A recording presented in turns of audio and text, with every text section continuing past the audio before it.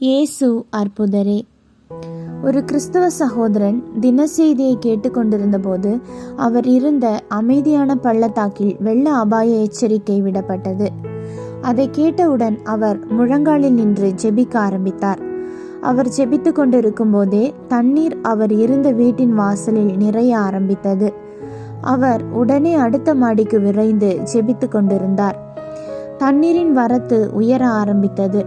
கடைசியில் மொட்டை மாடியில் நின்று ஜெபித்தார். அப்போது ஒரு ஹெலிகாப்டரில் இருந்து வெள்ள அபாயத்தில் இருப்பவர்களை மீட்டெடுப்பவர்கள் அவரை நோக்கி ஒலிபெருக்கியில் தாங்கள் ஏணியை கீழே விடுவதாகவும் அதில் ஏறி தங்களிடம் வந்துவிடுமாறும் கூறினர். ஆனால் அந்த மனிதரோ, கர்த்தர் என்னை காப்பாற்றுவார், எனக்கு எந்த உதவியும் தேவையில்லை என்று கூறி மறுத்துவிட்டார். சிறிது நேரத்தில் அவர் இருந்த வீடு உடைய ஆரம்பித்தது. அவர் அருகில் இருந்த ஒரு மரத்தை இறுக பற்றி கொள்ள ஆரம்பித்தார். அப்போது அங்கு ஒரு படகில் வந்த காவல்துறை காப்பாளர்கள் அவரை தங்களோடு வந்துவிடுமாறு அவரை பார்த்து கூறினர். ஆனால் அவரோ, இல்லை, கர்த்தர் என்னை காப்பாற்றுவார் என்று கூறி தொடர்ந்து அந்த மரத்தையே பற்றி கொண்டிருந்தார். கடைசியில் அந்த மரமும் விழுந்து அந்த மனிதர் தண்ணீரில் மூழ்கி மரித்து போனார். மரித்த அவர் பரலோகம் சென்று கர்த்தரிடம், நான் இங்கு வந்திருப்பதை குறித்து மகிழ்ச்சி அடைகிறேன், ஆனால் நான் ஜெபித்த ஜெபத்திற்கு நீங்கள் பதிலளிக்கவில்லையே என்று முறையிட்டார். அப்போது தேவன், நான் உனக்கு ஹெலிகாப்டரையும் படகையும் அனுப்பினேனே, நீ ஏன் அதில் ஏறி தப்பித்து கொள்ளவில்லை என்று கேட்டார்.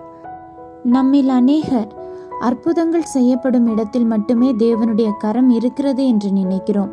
எப்போதும் ஏதோ ஒரு அடையாளத்தையும் அற்புதத்தையும் மாத்திரம் நாம் எதிர்பார்த்து கொண்டிருக்கிறோம்.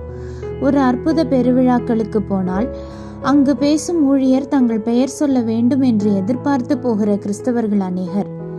நான் உன்னை விட்டு விலகுவதும் இல்லை, உன்னை கைவிடுவதும் இல்லை என்று தேவன் சொல்லி இருக்க, அதை உறுதியாய் இருதயத்தின் ஆழத்திலிருந்து விசுவாசிக்கிற கிறிஸ்தவர்கள் எத்தனை பேர் இருக்கிறார்கள் இந்த நாட்களில்? ஒவ்வொரு விசுவாசியின் சிந்தனையும் மாற வேண்டும்.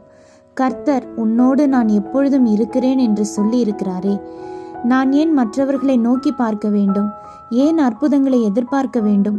அற்புதங்கள் நடந்தாலும் நடக்கவில்லை என்றாலும் தேவன் என்னோடு கூட இருக்கிறார் என்ற ஆணித்தரமான விசுவாசம் ஒவ்வொரு இருதயத்திலும் இருந்தால் நிச்சயமாக நாம் அற்புதங்களையும் அடையாளங்களையும் தேடி போக மாட்டோம்.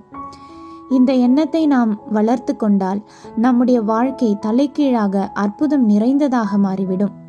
தம்மை அண்டிக்கொண்ட தம்முடைய பிள்ளைகளின் வாழ்வில் அதிசயங்களை செய்யாமல் வேறு யாருக்கு தேவன் தம்மை நிரூபிக்கப் போகிறார்? கிறிஸ்துவையே அண்டிக்கொள்வோம், அற்புதங்களை பெற்றுக்கொள்வோம். ஆமேன். அல்லேலூயா.